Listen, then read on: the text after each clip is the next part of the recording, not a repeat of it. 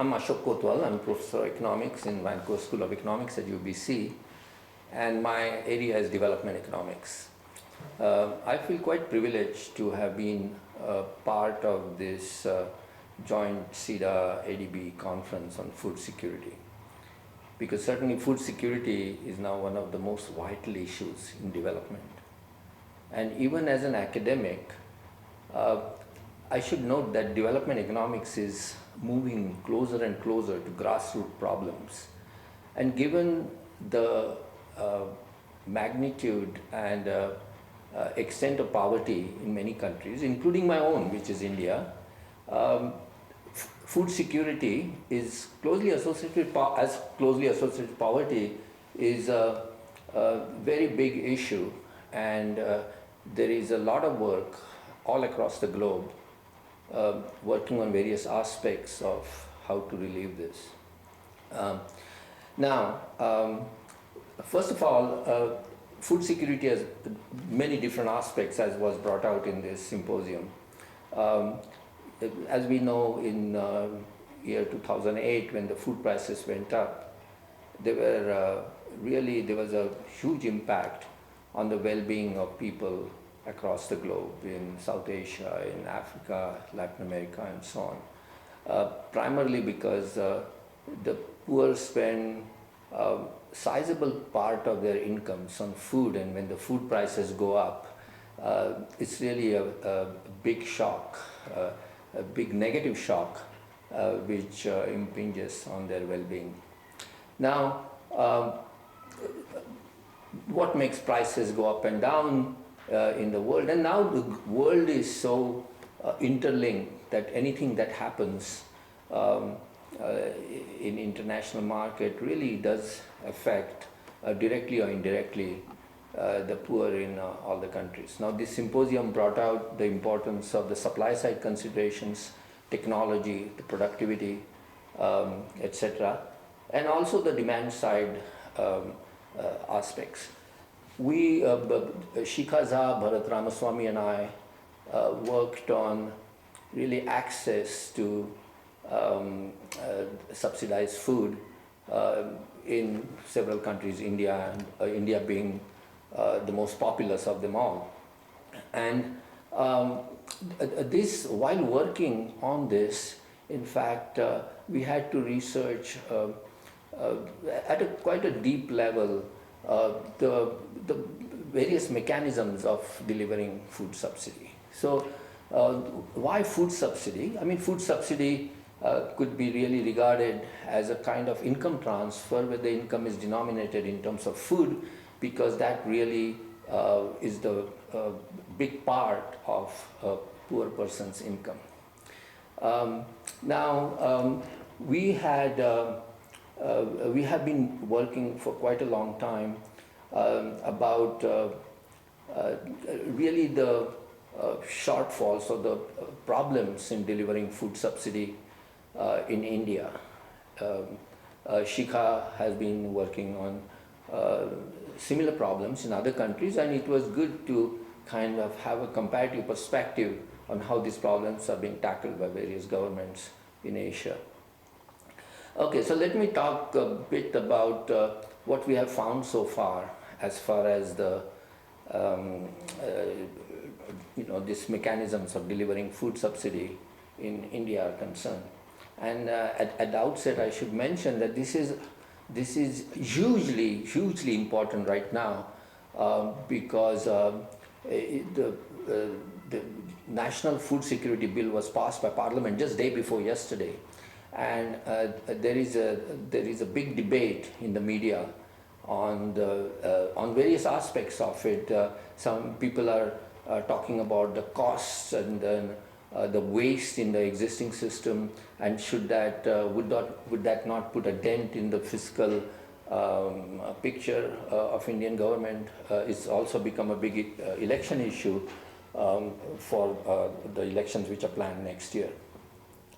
Now, there seems to be a general consensus that for a country like India, which is growing at a very fast pace during last 2 decades or so, it's a matter of national shame that such a large part of its population should be undernourished, malnourished, and so on.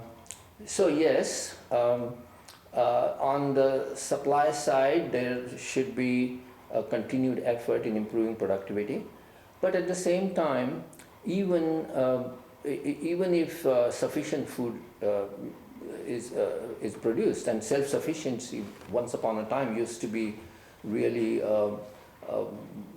kind of the main criteria in judging the nation's progress in handling its food situation.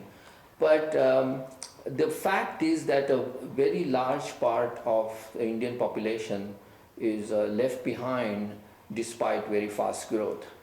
And food security has also come to mean really making it possible for this very large chunk of the population to have access to basic needs including food. I will talk a little bit later about other aspects such as which are connected to information, education, and sort of misperceptions about nutrition, which also our symposium covered. But coming back to the just simply the access to food and the situation in India, one thing I would like to point out that this is one of the biggest poverty alleviation experiments in history. India has over 1.2 billion people, and the government has announced that over 2/3 of the people will be given food at a highly subsidized rate. The present system does it through government procurement, government storage, and government distribution, where central government is committed to distributing a certain amount of food per capita to different states, and then it's the state's responsibility to distribute it through ration shops. It's an enormous project, and it's a very complex project, and it is a project which is afflicted with very serious level of corruption. Now, what we have done in this paper and since then is really try to understand the sources of this corruption, which are really hampering proper distribution to the people who need it the most, and given some thought about how to remedy this. And in fact, some of the one thing that's been suggested in this regard is instead of really in-kind transfer through food, where the government has to organize the entire logistics, the storage, etc., at which they have failed in many states quite miserably, have a system of cash transfers, reduce the role of government in being the main trader in the grain market and kind of distorting the market. And so to what extent cash transfers, which in this case would be unconditional cash transfers, could be implemented given the level of infrastructure and technology we have. And so we've been writing about this. We've been writing about this in the media beyond our academic papers. So we've had 2-3 papers so far, so academic papers which were presented in different conferences and so on. But we have been writing about just the costs of this, the relative merits of these different methods in the Indian newspapers for quite some time, and with quite a bit of response. So I have the satisfaction of having contributed something to on this subject in the public debate, and kind of trying to elevate the level of public debate so that facts are given their due place rather than just pure prejudices. This conference, the ADB-CIDA conference, in fact, by commissioning this paper to us, got us working on this very important topic, and now we are fully immersed in it. And what in terms of what economists call externalities, that this has now we are part of a national debate. Even just last week, Financial Express published one of our papers which were correcting the cost estimates of the food bill.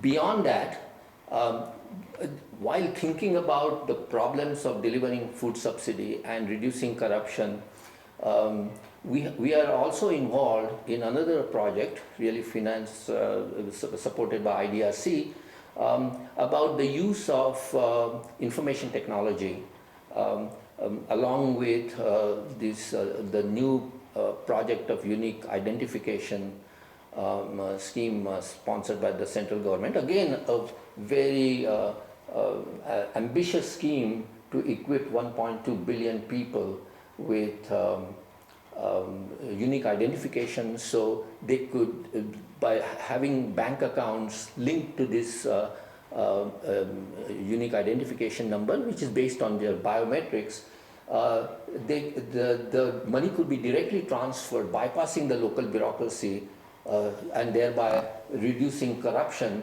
which is almost always the case when the local bureaucracy has to be entrusted with it. So on the whole, I think that this project has meant quite a bit to me and my co-authors, and we are quite grateful to SIDA and ADB that gave us this opportunity, which has now brought us into an area which we feel we are making some contribution to. Thank you very much.